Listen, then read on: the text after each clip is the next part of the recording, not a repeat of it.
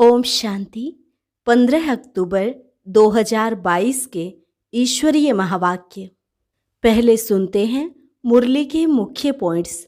बाबा ने कहा, भले कर्मेंद्रियों से कोई भी कर्म करो, परंतु दिल एक माशूक तरफ लगा रहे। इस पुरानी दुनिया का पुराना शरीर छोड़ अब नई दुनिया में जाना है, तो और कोई की याद नहीं होनी चाहिए। एक बाप की याद से ही खाद निकलेगी, और खाद निकालने का सबसे अच्छा समय है अमृत वेला। अगर कोई का कर्म भोग रहा हुआ है तो उसकी निशानी है बीमारी।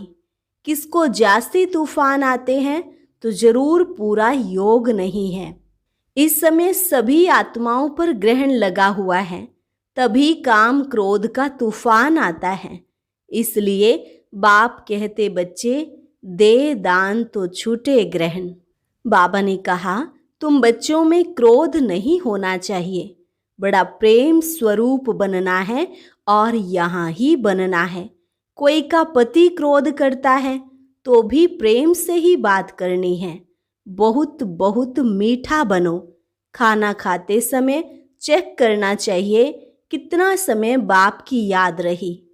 अगर सारा समय याद किया तो वह भी बड़ी बहादुरी है। भोजन करते एक दो को इशारा देना है कि बाप की याद में खाओ। एक एक गिट्टी पर याद दिलाओ।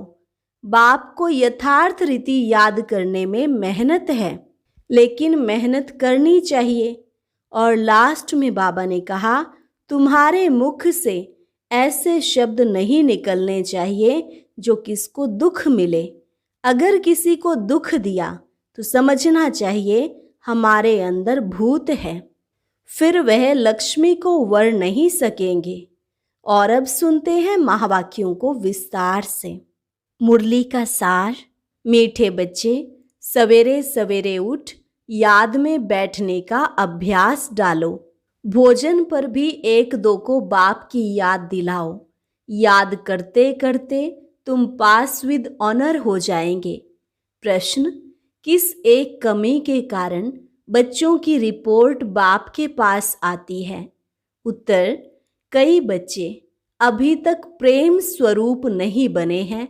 मुख से दुख देने वाले बोल बोलते रहते हैं, इसलिए बाप के पास रिपोर्ट आती है। बच्चों को बहुत प्रेम से चलना है। अगर स्वयं में ही कोई अवगुण रूपी भूत होगा तो दूसरों का कैसे निकलेगा? इसलिए देवताओं जैसा प्रेम स्वरूप बनना है, भूत निकाल देना है। गीत, आखिर वह दिन आया आज। ओम शांति। बच्चे गरीब निवाज बाप को जान चुके हैं, बाप की याद में बैठे रहते हैं। भले आंखों से किसको भी देखें, कर्मेंद्रियों से कर्म भी करें, परंतु गाया जाता है, हाथों से कर्म करते रहो, दिल माशूक तरफ लगाते रहो। ब्राह्मण कुलभूषण जानते हैं और उनसे ही बाप बात करते हैं कि आधा कल्प तुमने बाप को याद किया, ड्रामानुसार अब तुमको बाप की स्मृति आई है कि सृष्टि चक्र कैसे फिरता है। सारी दुनिया विस्मृति में है। बाप की रचना को और बाप के पतित से पावन बनाने व सर्व की सद्गति करने के कर्तव्य को कोई भी नहीं जानते। तुम रचयिता और रचना के आदि मध्य अंत को जानते हो। तुमको स्मृति आई कि सृष्टि चक्र कैसे फिरता है, हम 84 का चक्र कैसे लगाते हैं। जिन्होंने सतयुग से लेकर कलयुग के अंत तक पार्ट बजाया है, वही अभी भी बजाएंगे। सतयुग से लेकर कलयुग तक जन्म लेते नीचे उतरते आए हैं। अब कलयुग अंत में तुम्हारी चढ़ती कला है। कहते हैं चढ़ती कला तेरे भाने सर्व का भला। तो तुमको सारी स्मृति आई है। इसको कहा जाता है स्मृतिर्लब्धा नष्टो मोहा। किस द्वारा स्मृति आई है? बाप द्वारा। अपने आप स्मृति नहीं आई। तुम जानते हो हम आत्मा परमपिता परमात्मा की संतान हैं। यह शरीर तो लौकिक बाप ने दिया, अब पारलौकिक बाप कहते हैं यह पुराने शरीर का भान छोड़ो। जैसे सर्प पुरानी खाल छोड़ता है और नई लेता है, यह बात सतयुग से लगती है। तो तुम भी सतयुग से लेकर खाल छोड़ना शुरू करेंगे। अब तुम्हारा अंतिम जन्म है। बाप कहते हैं बाकी थोड़ा समय है, तुमको धीरज मिला है, तुम खुशी में हो कि हम फिर से बाप द्वारा सुख का वर्षा पा रहे हैं। सुख का वर्षा तो बाप द्वारा मिलेगा ना। यह बात कोई मनुष्यों की बुद्धि में नहीं आती। वे लक्ष्मी नारायण के मंदिर में जाएंगे तो उनकी बुद्धि में यह नहीं आएगा कि यह कौन है। यह तो भक्ति मार्ग में हाथ जोड़कर कहते रहते हैं, तुम मात पिता हम बालक तेरे। शिव बाबा तो सबसे बड़ा ठहरा। शिव बाबा बागवान भी है, क्योंकि नए दैवी बगीचे का कलम लगाते हैं तो खुद माली भी है, और हाथ पकड़कर साथ ले जाते हैं तो बाबा माली, बागवान और खिवैया कैसे हैं, ये सब तुम बच्चे ही जानते हो। ये सब अनेक नाम हैं। उनको लिबरेटर भी कहते हैं, याद भी उनको करना है। बाबा कहते हैं यहाँ आते हो तो शिव बाबा को याद करके आओ। हमने तो शिव बाबा को अपना बनाया है, ब्रह्मा ने भी उनको अपना बनाया है, तो हम उनको ही क्यों ना याद करें। चित्र में भी दिखाया है, सभी शिव को मानते हैं। बाबा आत्माओं से बात करते हैं। आत्मा ना कहे, जीव आत्मा कहेंगे, क्योंकि जब आत्मा अकेली है तो बोल नहीं सकती। शरीर बिगर आत्मा आत्मा से बात नहीं करती। परम धाम में क्या परमात्मा आत्मा से बात करेंगे? भले कह देते क्राइस्ट को परमात्मा ने भेजा, परंतु वहाँ परमात्मा बोलता नहीं है, वहाँ इशारा भी नहीं होता। ड्रामानुसार आत्मा आपे ही पार्ट बजाने नीचे आ जाती है। आत्मा में पार्ट भरा हुआ है तो आत्मा नीचे आकर शरीर धारण कर पार्ट बजाती है। शरीर का नाम तो सबका अलग है, आत्मा का नाम तो आत्मा ही है। हम आत्मा एक शरीर छोड़ दूसरा ले पार्ट बजाते हैं। अब हमको स्मृति आई है, और कोई की याद नहीं होनी चाहिए, क्योंकि पुरानी दुनिया में पुराना पार्ट, पुराना शरीर छोड़ नई दुनिया में जाना है। वहाँ नया शरीर हमको मिलना है। तो इससे मतलब निकलता है कि अभी 5 विकारों को छोड़ना है। तो कितनी मुश्किलात होती है। देखो बच्चे लिखते हैं काम क्रोध का तूफान आता है, तो बाबा कहते हैं बच्चे दे दान तो छूटे ग्रहण। इस समय आत्मा पर ग्रहण लगा हुआ है। पहले तुम 16 कला संपूर्ण थे, अब 9 कला है। जैसे चंद्रमा की भी पूर्णमासी के बाद धीरे धीरे कला कम होती जाती है, अंत में जाकर जरा सी लकीर रह जाती है। तुम्हारी भी अभी वही अवस्था है। बाबा कहते हैं दे दान तो छूटे ग्रहण। अगर विकारों का दान देकर फिर वापस लिया तो उच्च पद पा नहीं सकेंगे। यहाँ विकारों की ही बात है, पैसे की बात नहीं।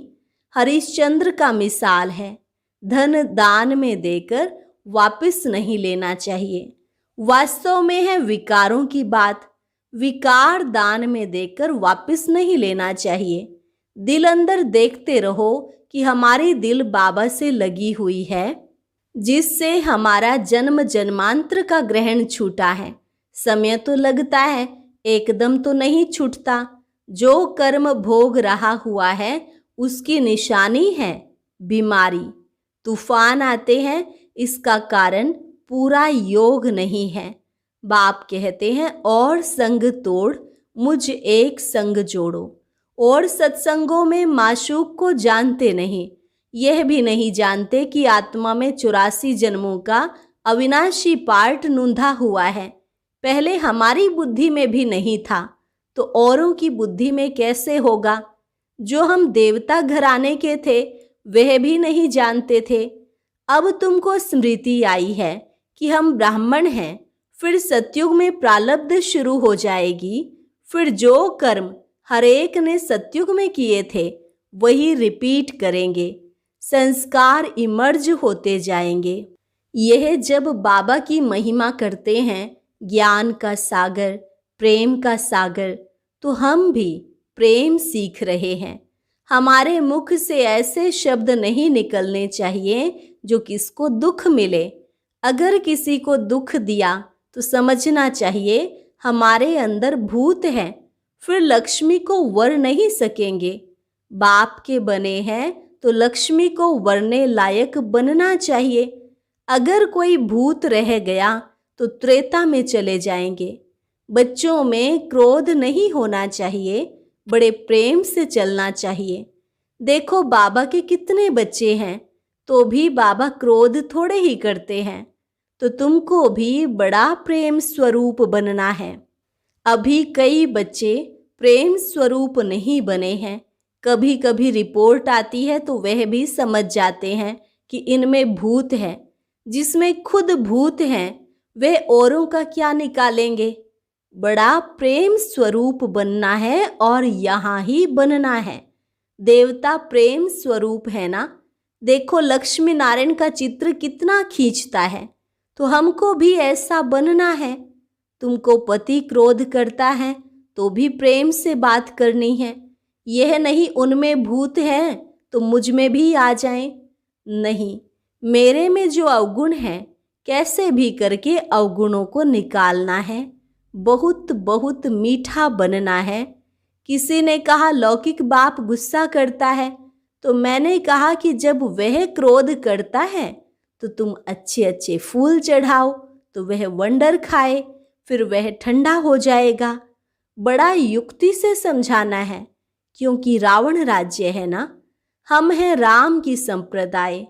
खुद ना बने तो दूसरों को क्या बनाएंगे। इसलिए स्थापना में देरी पड़ती है। एक तो प्रेम से चलना है, दूसरा स्मृति में रहना है, स्वदर्शन चक्रधारी बनना है। धंधा तो करना ही है, इसलिए सुबह का समय बहुत अच्छा है। कहते हैं ना सवेरे सोना सवेरे उठना, इसलिए सवेरे सवेरे उठ यहाँ आकर बैठो तो 5 मिनट भी याद ठहरेगी। फिर धीरे धीरे आदत पड़ने से याद पक्की हो जाएगी। अच्छा खाना खाते हो तो देखो कि कितना समय बाबा की याद में खाया। अगर सारा समय याद किया तो वह भी बड़ी बहादुरी है। भोजन पर 1-2 को इशारा देना है कि बाप को याद करो। एक एक गिट्टी पर याद दिलाओ। हमारा है ही सहज योग। अभी बुद्धि में ज्ञान आया है। परम पिता परमात्मा को सर्वशक्तिमान कहते हैं, तो उनमें भला क्या शक्ति है। यह नहीं कि बॉम्ब्स बनाने की शक्ति है, नहीं। उनको याद करने से विकर्म विनाश हो जाते हैं, यह शक्ति है ना। देखो है कितना भोला और शक्ति कितनी है।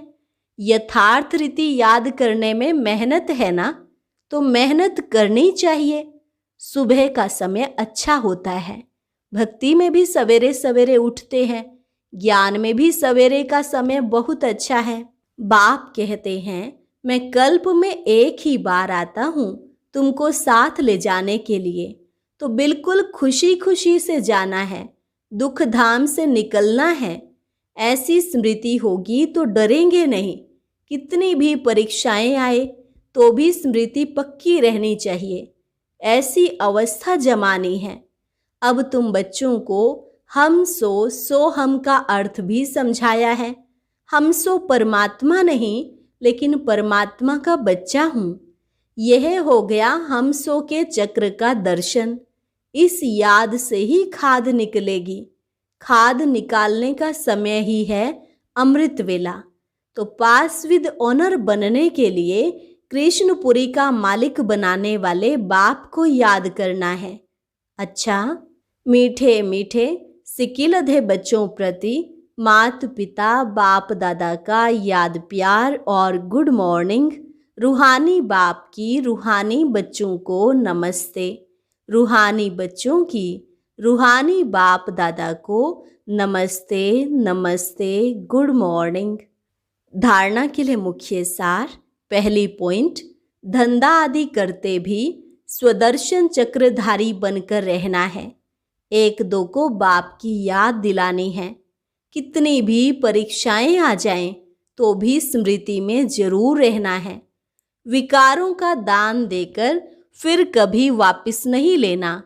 किसी को भी दुख नहीं देना है, क्रोध नहीं करना है। अंदर जो भूत हैं उन्हें निकाल देना है।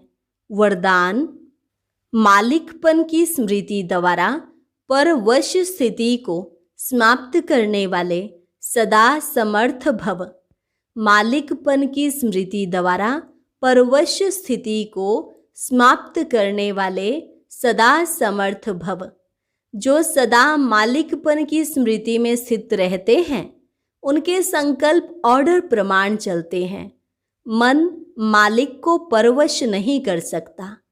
ब्राह्मण आत्मा कभी अपने कमजोर स्वभाव संस्कार के वश नहीं हो सकती। जब स्वभाव शब्द सामने आए तो स्वभाव अर्थात स्व प्रति व सर्व के प्रति आत्मिक भाव, इस श्रेष्ठ अर्थ में टिक जाओ। और जब संस्कार शब्द आए तो अपने अनादि और आदि संस्कारों को स्मृति में लाओ तो समर्थ बन जाएंगे। परवश स्थिति समाप्त हो जाएगी। स्लोगन: वरदानों की शक्ति जमा कर लो तो परिस्थिति रूपी आग भी पानी बन जाएगी। वरदानों की शक्ति जमा कर लो तो परिस्थिति रूपी आग भी पानी बन जाएगी। अभी है मातेश्वरी जी के अनमोल महावाक्य, बदनसीबी और खुश नसीबी। अब यह दो शब्दों का मदार किस पर चलता है?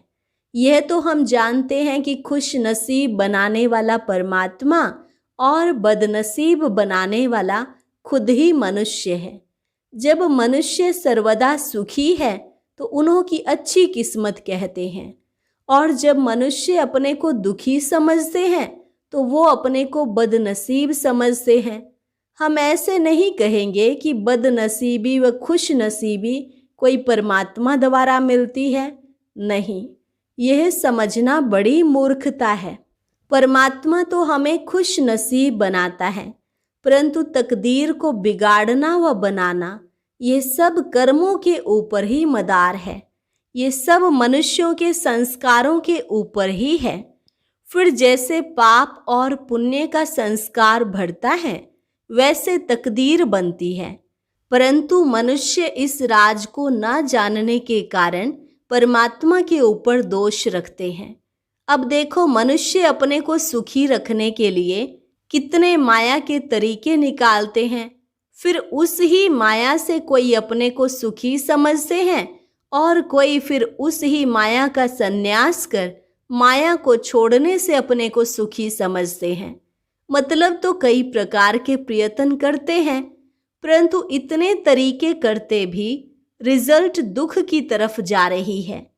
जब सृष्टि पर भारी दुख होता है तब उसी समय स्वयं परमात्मा आए गुप्त रूप में अपने ईश्वरीय योग पावर से दैवी सृष्टि की स्थापना कराए सभी मनुष्य आत्माओं को खुशकिस्मत बनाते हैं।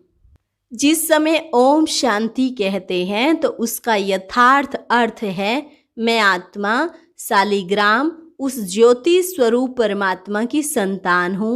हम भी वही पिता ज्योतिर्बिंदु परमात्मा के मुआफिक आकार वाली हैं। बाकी हम शालिग्राम बच्चे हैं तो इन्हों को अपने ज्योति स्वरूप परमात्मा के साथ योग रखना और लाइट माइट का वर्षा लेना है। उस निराकार परमात्मा को श्वासों श्वास याद करना, इसको ही अजपा जाप कहा जाता है। अजपा जाप माना कोई भी मंत्र जपने के सिवाय नेचुरल उस परमात्मा की याद में रहना। इसको ही पूर्ण योग कहते हैं। योग का मतलब है एक ही योगेश्वर परमात्मा की याद में रहना। तो जो आत्माएं उस परमात्मा की याद में रहती हैं उन्हों को योगी अथवा योगिनियां कहते हैं। जब उस योग अर्थात याद में निरंतर रहे तभी विकर्मों और पापों का बोझ नष्ट होता है और आत्माएं पवित्र बन भविष्य जन्म में देवताई प्रारब्ध पाती हैं। अब यह चाहिए नॉलेज, तभी योग पूरा लग सकता है। तो अपने को आत्मा समझ परमात्मा की याद में रहना, यह है सच्चा ज्ञान। अच्छा, और अब सुनते हैं आज का अव्यक्त ज्ञान मोती।